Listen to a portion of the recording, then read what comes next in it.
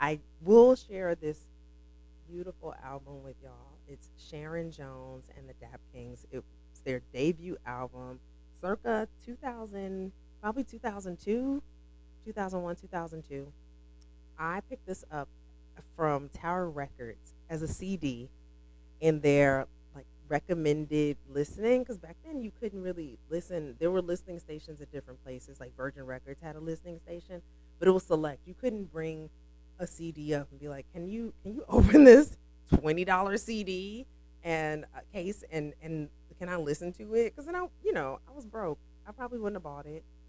But I was in a spending mood. I don't know where I was working, y'all, because when I tell you I had no money, I had no money. But something about this cover just pulled me in. It just pulled me in. And I definitely thought it was vintage, but there was something on the side of the recommended albums of whatever employee or staff picked it, saying that it was a new album and that her voice had so much soul and da da da da. And I was like, okay, y'all, when I tell you, I played that CD out. I still have the original CD. I'm actually shocked that it still works because I played that out. I was in school at the time, pursuing my degree in jewelry, which I'm still a jeweler, and we would play it. We had a boombox, and me and one of my good girlfriends, Kristen, we were the only people who had jobs. You're not supposed to work, but that's another story for another day, y'all. But we had like a communal music thing because a lot of people had Walkmans, but it was complicated back then. There was pre cell phone, pre smartphone, so you couldn't play music on your phone, and you wouldn't want to because it'd be expensive.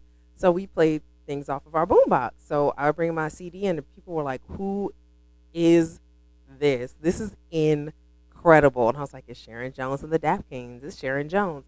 One day, I was looking through my beloved Village Voice, as I always did, just looking for apartments or jobs. I was always looking for jobs, and they always had shows. That's what you would find out where all the concerts and the shows were happening everywhere. Every venue would have who's coming up, whatever, for the next several weeks. And I saw somebody advertised Sharon Jones of the Dap Kings. It was going to be in Brooklyn, and I don't know where I lived I lived on Brooklyn Avenue. I lived on Brooklyn Avenue. Yep. I lived in two apartments on Brooklyn Avenue. I lived in three apartments total on Brooklyn Avenue. Yes, a part of Brooklyn I'd never been to. They called it East Williamsburg. It was really Bushwick, and we went there. And come to find out years later, that was their first concert. It was in somebody's apartment. It was in somebody's apartment. It was in a loft. And I told so many of my jewelry friends. We went. My friend Chiho went. Kristen went, and like a few other folks from jewelry. And I think it was like a Saturday night, and we go in. You could see somebody's washer dryer, and Neil Sugarman was taking payment at the door. And the openers were the Hypnotic Brass Ensemble from Chicago. City living, y'all. I don't know if y'all hear that. The open air was Hypnotic Brass Ensemble, and they're from Chicago. They were a bunch of brothers, and they play brass music. They're still doing their thing. I actually just bought one of their most recent albums from Miyagi, and I ran into one of the guys too, and he said that was their first concert. He was like, "That was our first man." He had on a shirt, and I was like, "You were the Hypnotic Brass Ensemble? I used to live in New York too."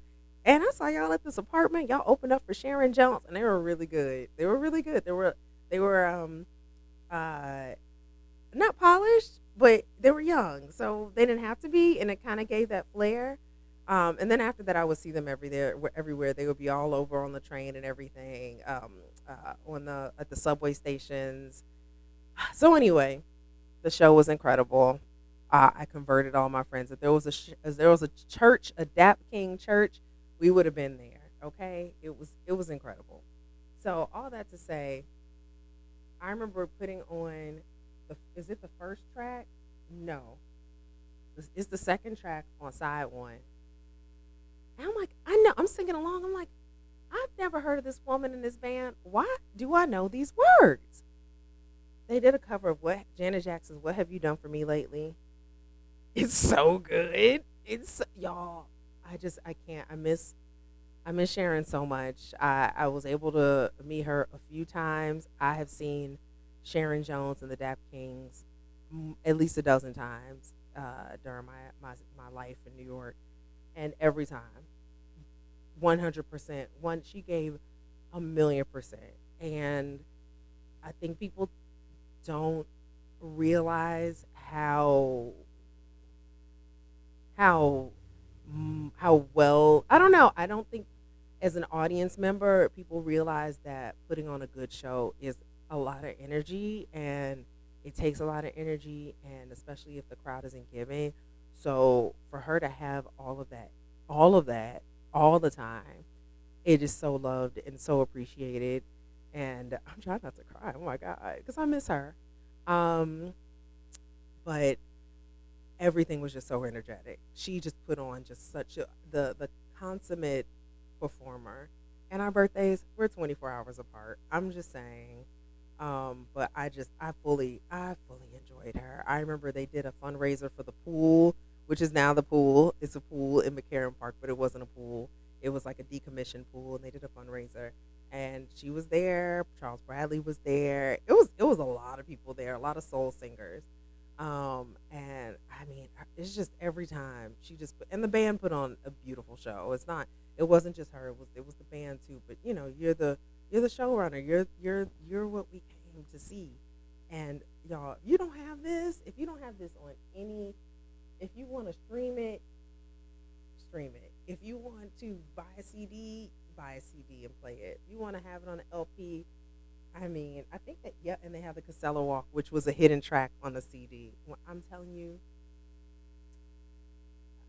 if they, ha- I'm, because I know I'm really trying not to be hyperbolic, but I'm a hyperbole girl.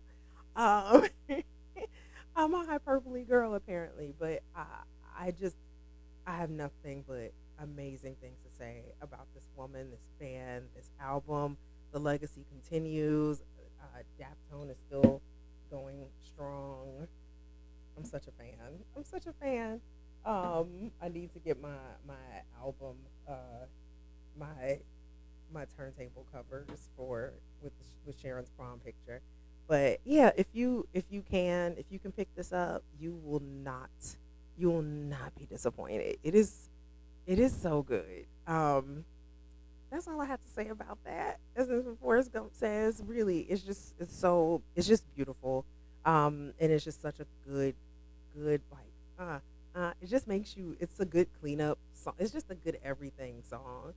Um, I mean album. It's a good. It's just yeah. It's a great album. The following albums are just as great, but this one isn't like hyper produced. This is like before, it's like you can feel some want, some need in there, and it's so good. The other ones are just as beautiful, but they're very very well produced, and this one is too. All right, I think I'm digging a hole for just giving like backhanded things, and I don't mean to, but this is a beautiful album. Definitely, I haven't said it, but definitely top 10, if not top 5 favorite albums in my collection. I've definitely played this forwards and backwards. So pick it up.